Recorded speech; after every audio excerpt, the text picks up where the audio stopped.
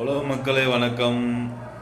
Brother sister, நான் auto ஓட்டும் போது வலது பக்கம் இடது பக்கம் குறைஞ்சது ஒரு 300 ஆட்டோ நிற்கும். சரிங்களா? ஆனால் 300 ஒன்று சேர விட மாட்டாங்க. ஒரு கூட்டம் இருக்குது. சரிங்களா? ஒன்று சேர்ந்தா இது நான் தான் பெரிய ஆளுட்டுவேன், இது நான் தான் தலைவர்ட்டுவேன், இது நான் தான் செயலாளர்ட்டுவேன்னு சொல்லி ஒரு கூட்டம் ஒன்று சேர விடாது. எவனாச்சும் 2 பேர் பேசினாண்டா 2 நாள் கழிச்சு சண்டை எடுத்து விட்டுறான். இந்த மாதிரி தான் இதே கூட்டம் தான் எங்கள் ஆட்டோ ஸ்டாண்ட்லேயும் திமுகவோடைய கூட்டம் தான் இருந்துச்சு. சரிங்களா? இந்த திமுகவோடைய கூட்டம் தமிழ்நாடை, கேரளாவை, கர்நாடகாவை, டெல்லியை, மகாராஷ்டிரா, குஜராத் இந்த மாதிரி இருக்குல்ல, ஆந்திரா, இதெல்லாம் ஒன்று சேர விடாது. இது காங்கிரஸோட திட்டம்னு நினைக்கிறேன். அவங்க சொல்ல கேட்டுக்கிட்டு இந்த திமுக எல்லா நாட்டையும் பிரிக்குது. ஏன்டா இவங்க வளர்ந்துருவாங்களாம். இப்போ இல்லை, பல காலமாக இந்த வேலையத்தையும் செஞ்சுக்கிட்டு இருக்கு திமுக. ஏதாச்சும் ஒரு நட்பே கிடையாது, பாசமே கிடையாது,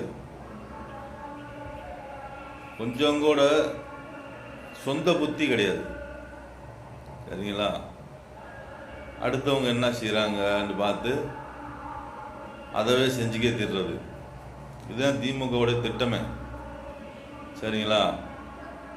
திமுகண்டு சொந்த திட்டத்தை எது வெளியேற்றது? அப்புறம் பொதுமக்களை, நல்லா படித்தவன் அறிவாளி பையங்களை தூக்கி பெருக்கி அவங்ககிட்ட கேட்டு தெரிஞ்சுக்கிறது. அவங்க சொல்கிறது தான் அவங்க செஞ்சுக்கிட்டு இருக்காங்க. சரிங்களா? டெல்லி அவுட் ஆஃப் கண்ட்ரோல்ன்றது. இப்போ தமிழில் எவ்வளோ பேர்னாலும் பெருமையாக பேசலாம், தப்பே இல்லை. சரிங்களா? அடுத்த மொழியோட சேர்த்தா அவங்க ஏற்றுக்குருவாங்களா? இது எப்படி இருக்குண்டா, எங்கள் அப்பா அம்மாவுக்கு தான் நீ பிறந்த மாதிரி வரும்ல. நீங்கள் தமிழை எவ்வளோ பெருமையாக பேசுங்க, அது தப்பே கிடையாது. இப்போ தமிழ்நாட்டில் சிபிஎஸ் ஸ்கூல் இருக்குது, அங்கே தமிழை போய் படிக்க சொல்ல.